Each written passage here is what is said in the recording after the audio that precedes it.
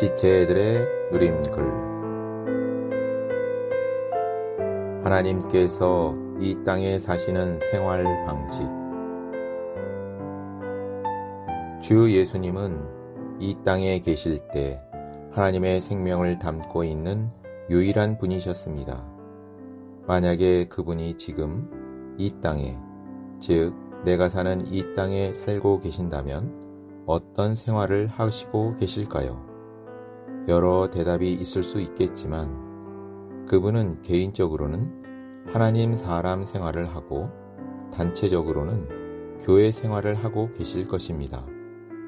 왜냐하면 그분은 완전하신 하나님이시며 온전한 사람이기 때문이며 그분 자신의 몸의 생활, 즉 교회 생활을 떠나실 수 없기 때문입니다.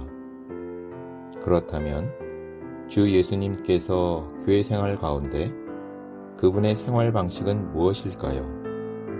그 대답은 하나님께서 정하신 길을 하고 계셨을 것이라는 것입니다. 왜냐하면 하나님께서 정하신 길이기 때문입니다. 다른 말로 하면 복과 소지, 복음, 가정집회, 소그룹, 지역집회의 구조 아래 생양교권, 낳고, 목양하고, 가르치고, 건축함을 하고 계실 것입니다. 주 예수님은 이 땅에 계셨을 때 복음을 전하는데 누구보다 앞장서셨습니다. 온 도시와 온 동네를 다니시며 널리 복음을 전하셨습니다.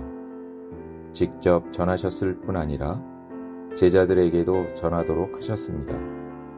그리고 마지막에는 복음을 전하실 것을 위임하셨습니다. 그 다음 주 예수님은 가정집회를 하셨습니다. 마태의 집, 삭개오의 집, 베다니의 집에서 제자들과 함께 집회를 하셨습니다. 가정집회를 하셨을 뿐 아니라 1:1 목양을 하셨습니다. 밤에는 니고데모를 만났고 낮에는 사마리아 여인을 만나서 목양하셨고 38년 된 병자를 만나서 고쳐주셨습니다. 사도행전 2장 46절은 이 집 저 집에서 가정집회가 있었다고 말합니다.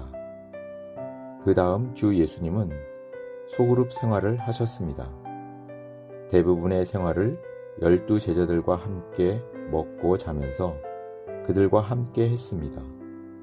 그분께 소그룹 생활은 80%가 아니라 100% 가까운 생활이었습니다. 그리고 그 내용은 교통과 돌봄과 가르침과 기도와 제자 삼는 것이었습니다. 또한 필요에 따라서는 베드로를 비롯한 몇 제자들과 함께 활력그룹 생활을 하셨습니다. 마지막으로 주 예수님은 지역집회 생활을 하셨습니다. 때로는 산에서, 때로는 바닷가에서 그분을 따르는 자들 앞에서 메시지를 전하셨습니다. 부활하신 날 저녁에도 집회가 있었습니다. 부활하신 그날 엠마오의 2 제자들은 집회에 참석하지 않고 다른 곳을 향했었습니다. 글로바와 이름 없는 한 다른 제자는 결국 예루살렘으로 돌아와 부활 저녁 집회에 함께 했습니다. 오늘날 주 예수님은 생명 주시는 영으로 우리 안에 계십니다. 주 예수님은 그분께서 사셨던 생활 방식을 오늘날 우리를 통해 반복되시길 원하고 계십니다. 그분의 생활은 교회 생활이며 그분이 사셨던 생활 방식은 하나님께서 정하신 길입니다. 오늘 우리 안에서 사시는 이분께서는 우리의 생활 방식에 그분의 생활 방식과 동일하시길 원하고 계십니다. 하나님께서 사람이 되신 것은 신격에서는 아니지만 생명과 본성에서 우리가 하나님 되는 것입니다. 하나님이 사시는 생활 방식은 하나님께서 정하신 길입니다. 그러므로 하나님께서 정하신 길은 그리스도의 몸을 건축하는 하나님의 신약 경륜을 수행하는 것입니다. 그것은 오늘날 주님의 방향, 즉 그리스도의 몸을 건축하고 신부를 예비하며 하나님의 왕국을 이끌어오는 길입니다. 이것은 하나님께서 정하신 길을 따라서만 성취할 수 있습니다. 사람의 길이나 방법으로는 갈 수 없는 길입니다. 오직 우리가 단체적으로 하나님의 그릇이 될 때에만 이루어질 수 있습니다.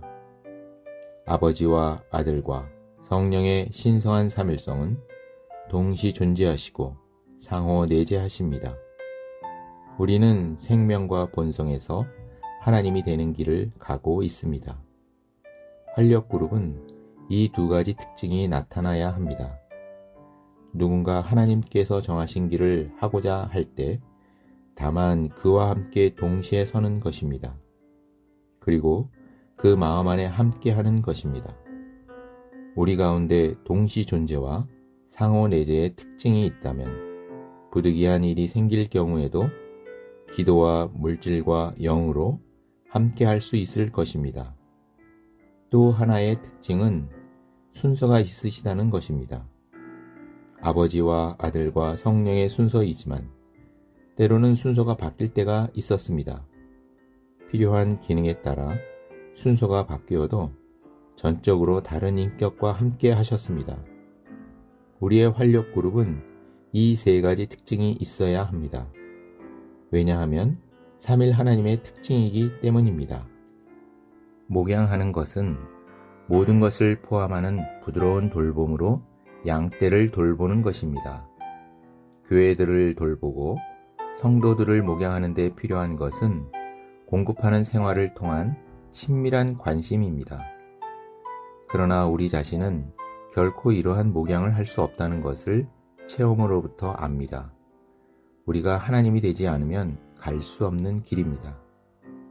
그러므로 우리는 먼저 그분으로부터 목양을 받아야 합니다. 요한복음 21장에서 베드로가 목양에 대한 위임을 받았지만 사실은 그가 먼저 생선과 떡으로 목양을 받았습니다. 주 예수님께서 먼저 목양하셨기 때문에 베드로 또한 목양의 위임을 받을 수 있었던 것입니다. 누가복음 22장 27절에서 그분은 나는 섬기는 사람으로 여러분 가운데 있습니다 라고 하셨습니다. 마태복음 20장 27절과 28절은 나는 섬김을 받으려고 온 것이 아니라 섬기려 한다고 말씀하셨습니다. 주님께서 우리를 먼저 섬기실 때 우리는 섬김을 받은 그것으로 다른 사람을 섬길 수 있습니다. 섬김을 받은 만큼 우리는 다른 사람을 섬길 수 있습니다. 구약과 신약의 중요한 차이점 중에 하나는 가정입니다. 구약에서는 가정 집회를 말하지 않지만 신약에서는 가정, 즉 지배 교회를 말합니다. 기독교 안에서도 동일합니다.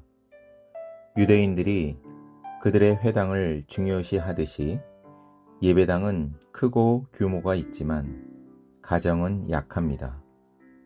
그러나 우리가 사람을 돌보는 실질적인 장소는 집, 즉 가정입니다. 아굴라와 브리스길라와의 집, 눈바의 그의 집, 아키포와 그의 집입니다. 가정에서 돌볼 때 가정이 살아나고 그들이 남아있는 열매가 됩니다.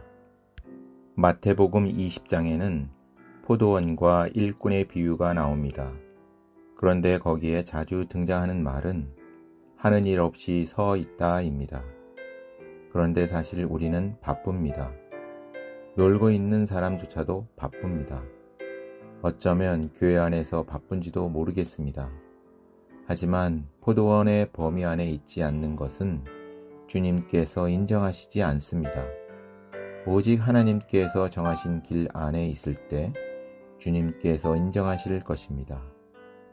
새로운 부흥은 소수의 영적인 거인들이 가져오는 것이 아닙니다. 오직 그리스도의 몸의 많은 지체들이 신격에서는 아니지만 생명과 본성에서 하나님이 되는 길을 갈 때 새로운 부흥은 옵니다. 왜냐하면 과정을 거치신 삼일 하나님께서는 그들 안에서부터 하나님께서 사시던 생활 방식이 그들을 통하여 그대로 나타날 것이기 때문입니다. 주님, 단체적인 하나님을 온전히 얻으십시오. 그들을 통해 새로운 부흥을 가져 오십시오. 아멘.